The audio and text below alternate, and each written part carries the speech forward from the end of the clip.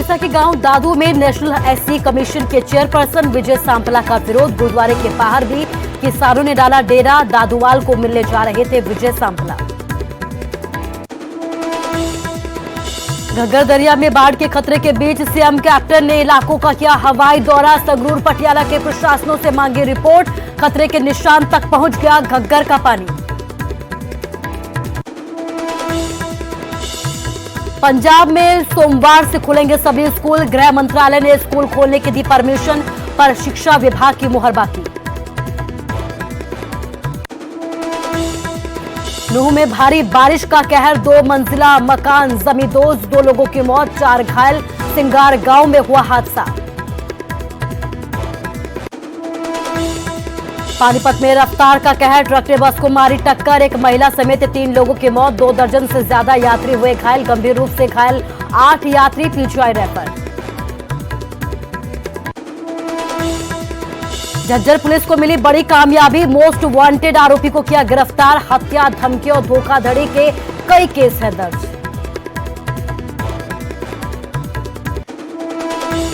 एक 105 वर्षीय धावक मान कौर का हुआ देहांत। लंबे समय से कैंसर से थी पीड़ित। डेरा बस्ती के एक अस्पताल में चल रहा था इलाज।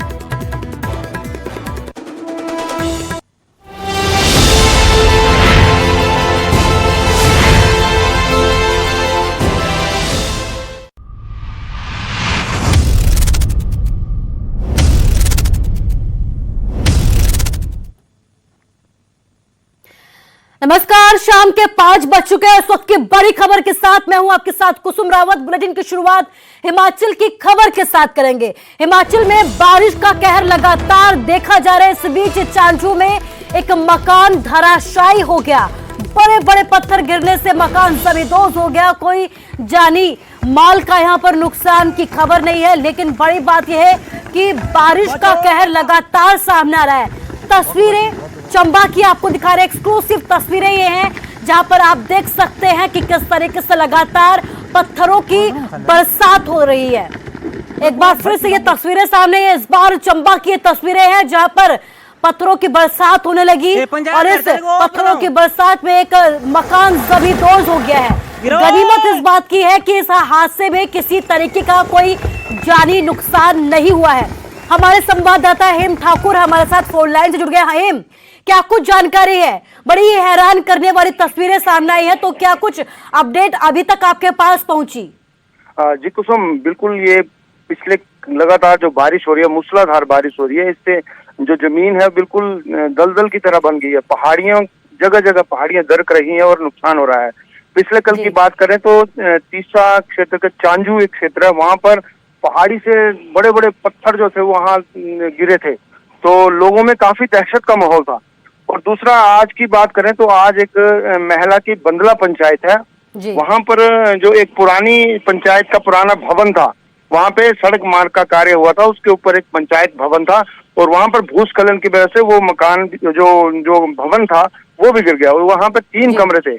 कुल मिलाकर यहाँ पे लाखों रुपए का नुकसान हुआ है। जो पिछले कल जो पहाड़ी से पत्थर गिरे थे उससे हालांकि कोई जानी माल का नुकसान नहीं हुआ, लेकिन वहां पर जो जिस तरह का वहां दृश्य लोग देख रहे हैं उससे काफी दहशत में लोग जो है जी रहे हैं। पिछली बार जो किन्नौर में जो हादसा हुआ था, उस हादसे को देखकर जहां जहां पहाड़ी क्षेत्र में लोग रह रहे हैं वहां पर जहां भी भूस्खलन होता है तो लोगों में दहशत फैल जाती है। जी कुसुम, एम आपसे ये भी जानना चाहेंगे, फिलहाल आप बने रहिए हमारे साथ। एक बार फिर से हम अपने दर्शकों को ये तस्वीर दिखाते हैं। आप देख सकते हैं कि किस तरीके से यहाँ पर वादियों को चीरते हुए पत्थर नीचे जा गिरे हैं। तस्वीरें आपके सामने चंबा की तस्वीरें हैं। आप देखिए कि कैसे यहाँ पर बरसात के बाद कहर की तस्वीरें सामने आ रही है। एक मकान यहाँ पर देखते ही देखते जमींदोज हो गया। गनीमत इस बात की है कि यहाँ पर किसी तरीके का कोई जानी नुकसान नहीं हुआ है। हमारे संवाददाता लगातार हमारे साथ बने हुए हैं। हम आपसे यह भी जानना चाहूंगे, जिस तरीके से ये मकान एक पल में देखते ही देखते ढेर हो गया है, अभी तक क्या इस बात की कोई जानकारी मिल पाई है कि कहां कहां पे अभी भी नुकसान का अंदेशा है या फिर इस तरीके के भूस्खलन का खतरा है? इस बात की कोई जानकारी प्रशासन के पास? देखिए कुसुम, पिछले 1 हफ्ते से लगातार जहां जहां भूस्खलन हुआ है वहां पर कोई जानी नुकसान, गनीमत है कि जानी नुकसान नहीं हुआ, लेकिन जो चनेड़ में हुआ था 3 दिन पहले, जो चनेड़ में हुआ था, वहां एक जेसीबी का हेल्पर वो पानी के बहाव में बह गया था और करीब आधा किलोमीटर उसके जो शव था बरामद किया गया। उसके बाद कई जगह पर पहाड़ियां दरकी हैं, सड़कें जो है सड़कें बाधित हुई हैं, लेकिन थोड़ी राहत की बात यह है कि किसी की जानी नुकसान नहीं हुआ। कई लोगों की फसलें बर्बाद हो रही हैं। जो पानी, बाढ़ का पानी आता है वो खेतों में घुस जाता है, जिससे जो मक्की की फसल है वो काफी बर्बाद हो रही है। अभी भी लोगों में काफी, जैसे हालांकि अभी की बात करें तो अभी मौसम जो है साफ दिखाई दे रहा है, लेकिन मौसम विभाग के अनुसार आने वाले 2 दिन तक और बारिश हो सकती है। तो इससे जो है लोगों में काफी दहशत फैली हुई है। जी हेम, इस तमाम जानकारी के लिए आपका शुक्रिया। तो तस्वीरें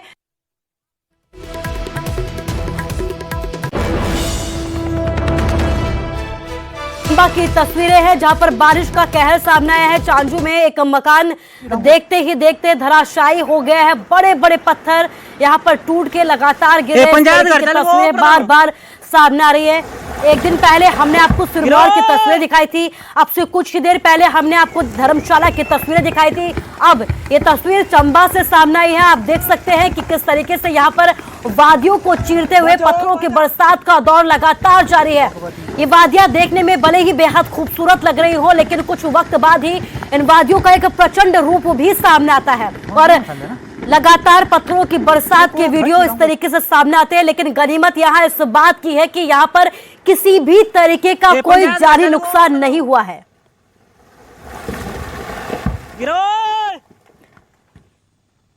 और अब खबर पानीपत से है। जल्दबाजी में लोग अपनी जान गंवा रहे हैं। रेलवे ट्रैक क्रॉस करते समय ट्रेन की चपेट में लगातार लोगों के आने का सिलसिला जारी है। Panipat Gohana road railway under bridge पर एक जल भराव हो गया और यहाँ पर अक्सर हादसे की तस्वीरें सामने आती हैं। खबर पानीपत से आपको दिखा रहे हैं। जल्दबाजी में यहाँ पर लगातार लोगों के साथ हादसे की तस्वीरें सामने आती हैं। रेलवे ट्रैक क्रॉस करते वक्त अक्सर यहाँ पर कई लोग हादसे के शिकार हो जाते हैं। आप देख सकते हैं कि किस तरीके से यहाँ पर गोहाना रोड रेलवे अंडरब्रिज में जल भराव हो गया और यही वजह है कि यहाँ पर अक्सर लोग ट्रैक पास करते हुए नजर आ रहे हैं, ट्रैक को पार करते हुए नजर आ रहे हैं और कई बार यहाँ से हादसे की तस्वीरें सामने आती हैं। कितने साल हो गए इसको? 2-3 साल हो गए। यही जैसे देख रहा हूँ मैं तो। नहीं, ऊपर से रेल रूल आती है, डर नहीं लगता है? डर तो लगता है।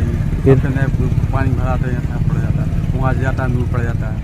अच्छा, इस चक्कर से हम लोग यहीं पर आ जाते हैं। का स्थायी समाधान के लिए रेलवे डिपार्टमेंट ही वो है। रेलवे डिपार्टमेंट के, क्योंकि जो एक बाउंड्री है रेलवे की, वो तो रेलवे को नहीं देखना है, जो हमारे इधर है हम उसको काम हम देख सकते हैं।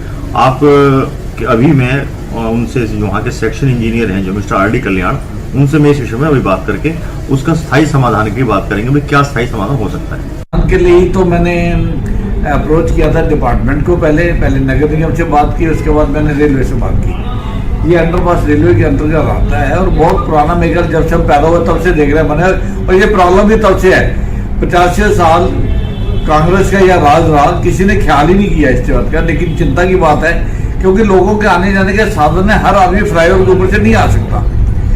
तो आज आपसे साझा करता हूँ, इसका एस्टिमेट बनने के लिए दिया था हमने, और कल ही हमारे पास एस्टिमेट आ गया है। रेलवे ने एस्टिमेट दे दिए हैं। अभी निगम को मैंने बोला 2% पहले पैसा जमा करवाना होता है। अभी कमिश्नर से सुबह ही बात किया मैंने, इसकी 2% की पेमेंट हम भेज रहे हैं।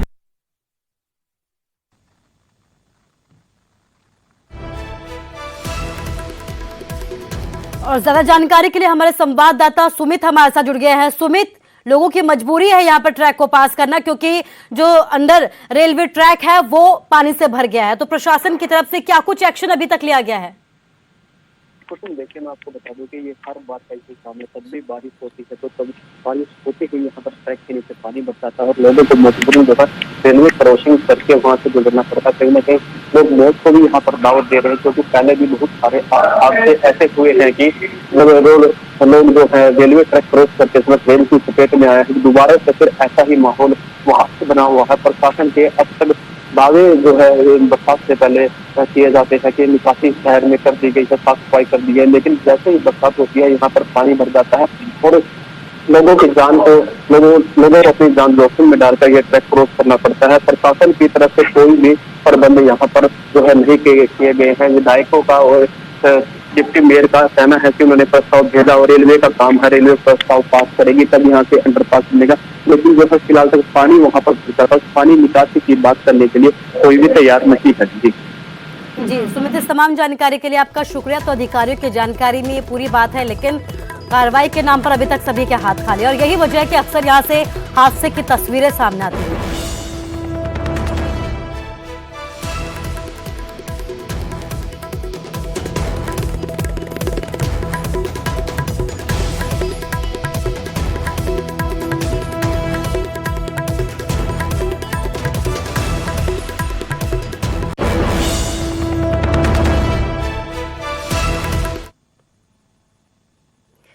खबर सिरसा से है। सिरसा के गांव दादू में विजय सांपला का विरोध किया गया है। किसानों ने विजय सांपला का विरोध किया है। एसजीपीसी प्रधान दादूवाल से मिलने के लिए विजय सांपला जा रहे थे और इसी दौरान उनका विरोध हुआ है। सिरसा में पुलिस ने सांपला का काफिला रोका है। किसानों के विरोध के चलते इस काफिले को रोका गया। तलवंडी साबो में भी किसानों ने विजय सांपला का विरोध किया।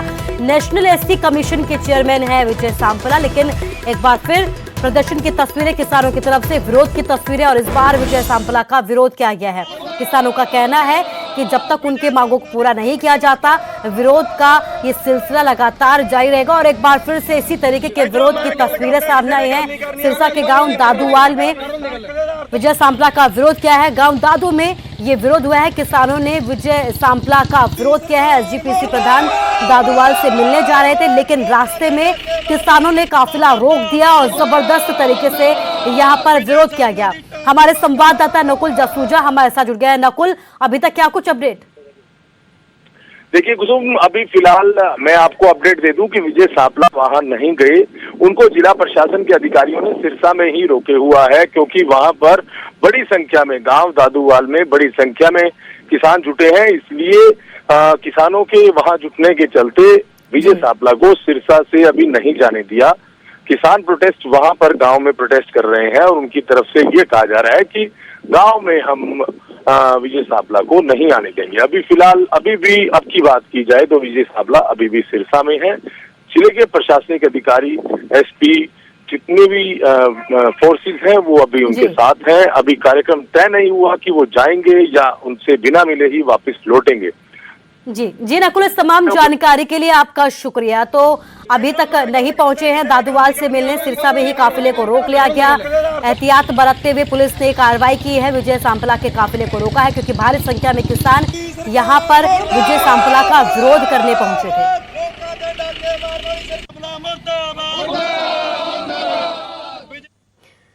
सीबीएसई 12वीं में टॉप करने वाले पंचकुला के हितेश्वर शर्मा को बधाइयां देने का सिलसिला लगातार जारी है। कल सीएम मनोहर लाल ने उन्हें शुभकामनाएं दी थी। आज हरियाणा विधानसभा अध्यक्ष ज्ञानचंद गुप्ता ने हितेश्वर शर्मा को उनके घर में पहुंचकर उनके उज्जवल भविष्य की शुभकामनाएं दी है। हितेश्वर शर्मा ने आज संकाय में 99.8% अंक हासिल कर पूरे देश में प्रथम स्थान हासिल किया है। हितेश्वर पंचकुला के सेक्टर 15 भवन विद्यालय के छात्र हैं। बहुत अच्छा मुझे महसूस हो रहा है, और जिन्होंने भी मुझे सपोर्ट किया है, मेरे टीचर्स ने, मेरी फैमिली ने, उन सभी को मैं थैंक यू कहना चाहूँगा। और I am feeling at the top of the world right now. CM sir ने मुझे काफ़ी मोटिवेट किया, मुझे उनसे मिलकर काफ़ी अच्छा लगा। उन्होंने मुझे सबसे पहले तो बताया कि उन्होंने मेरी पीएम सर के साथ जो इंटरेक्शन हुई थी वो देखी थी, तो वो सुन के मुझे काफ़ी अच्छा लगा कि सीएम सर ने भी वो इंटरेक्शन देखी थी। उसके अलावा सर ने मुझे ये कहा कि पूरे प्रदेश को मुझ पर गर्व है, और मेरी फैमिली को तो है ही, पर हरियाणा सरकार को भी गर्व है मेरी इस अचीवमेंट पे। तो मुझे ये सुन के बहुत अच्छा लगा और मेरा काफ़ी हौसला बढ़ा है।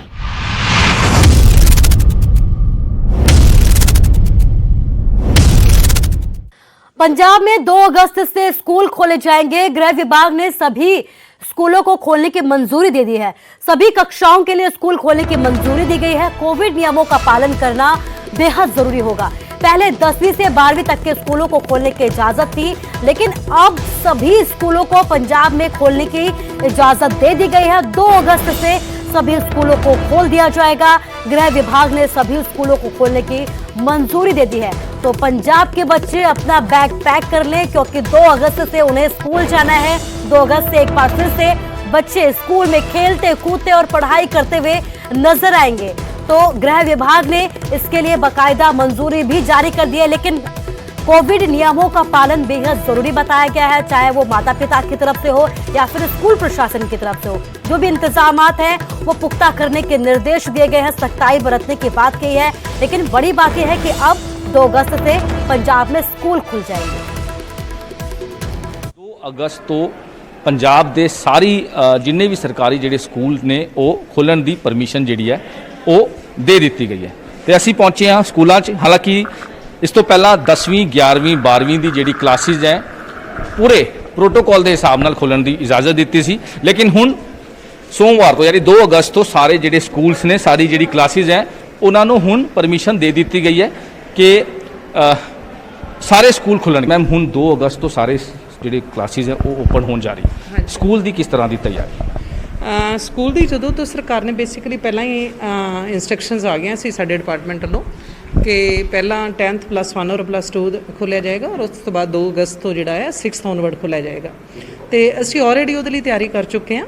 ਸਾਡਾ ਜਿੱਦਾਂ ਵੀ ਲਾਈਕ ਕਲਾਸਰੂਮ ਸਾਰੇ ਤਿਆਰ ਨੇ, ਸਾਰਾ ਅਸੀਂ ਸੈਨੀਟਾਈਜ਼ ਸਕੂਲ ਜਿਹੜਾ ਕਰਾ ਦਿੱਤਾ ਹੋਇਆ ਹੈ ਤੇ ਕਿਸੇ ਕਿਸਮ ਦੀ ਕੋਈ ਪ੍ਰੋਬਲਮ ਨਹੀਂ ਹੈ। ਤਿਆਰੀਆਂ ਪੂਰੀਆਂ ਪ੍ਰੋਟੋਕਾਲ ਦੇ ਹਿਸਾਬ ਨਾਲ ਜਿਹੜੀ ਗੱਲਬਾਤ ਜਿਹੜੀ ਵੈਕਸੀਨੇਸ਼ਨ ਨੂੰ ਲੈ ਕੇ ਵੀ ਜਿਹੜੇ ਸਟੂਡੈਂਟਸ ਨੇ ਉਹਨਾਂ ਦੇ ਪੇਰੈਂਟਸ ਨਾਲ ਕੰਸਲਟ ਕਰਨ ਤੋਂ ਬਾਅਦ ਇਹ ਸਾਰਾ ਜਿਹੜਾ ਸ਼ੁਰੂਆਤ ਕੀਤੀ ਗਈ ਹੈ ਤੇ 2 ਅਗਸਤ ਨੂੰ ਹੁਣ ਸਾਰੇ ਜਿਹੜੇ ਸਕੂਲ ਖੁੱਲਣਗੇ। ਇਹ ਪੰਜਾਬ ਸਰਕਾਰ ਦੇ ਆਰਡਰਸ ਨੇ। ਇਸ ਤੋਂ ਪਹਿਲਾਂ 10th +1 ਤੇ +2 ਦੀ ਜਿਹੜੀ ਸਟੱਡੀ ਹੈ ਸਕੂਲਾਂ 'ਚ ਉਹ ਸ਼ੁਰੂ ਹੋ ਚੁੱਕੀ ਹੈ ਤੇ ਆਨਲਾਈਨ ਸਟੱਡੀ ਵੀ ਜਿਹੜੀ ਹੈ ਉਹ ਨਾਲ ਚੱਲ ਰਹੀ ਹੈ। ਪੰਜਾਬ ਸਰਕਾਰ ਵੱਲੋਂ ਇਹ ਵੀ ਹਿਦਾਇਤਾਂ ਦਿੱਤੀ ਗਈਆਂ ਕਿ ਪੂਰਾ ਪ੍ਰੋਟੋਕਾਲ ਦੇ ਹਿਸਾਬ ਨਾਲ ਕਿ ਕਿਸੇ ਵੀ ਤਰ੍ਹਾਂ ਦੀ ਕੋਈ ਵਾਇਓਲੇਸ਼ਨ ਨਾ ਹੋ, ਬੱਚਿਆਂ ਦਾ ਮਾਮਲਾ ਹੈ ਕੋਈ ਵੀ ਰਿਸਕ ਫੈਕਟਰ ਨਾ ਹੋਵੇ, ਉਹਨੂੰ ਵੀ ਧਿਆਨ 'ਚ ਰੱਖ ਕੇ ਇਹ ਜਿਹੜੇ ਸਕੂਲ ਹੈ ਉਹ ਖੋਲ੍ਹਣ ਦੀ ਪਰਮਿਸ਼ਨ ਦਿੱਤੀ ਗਈ ਹੈ।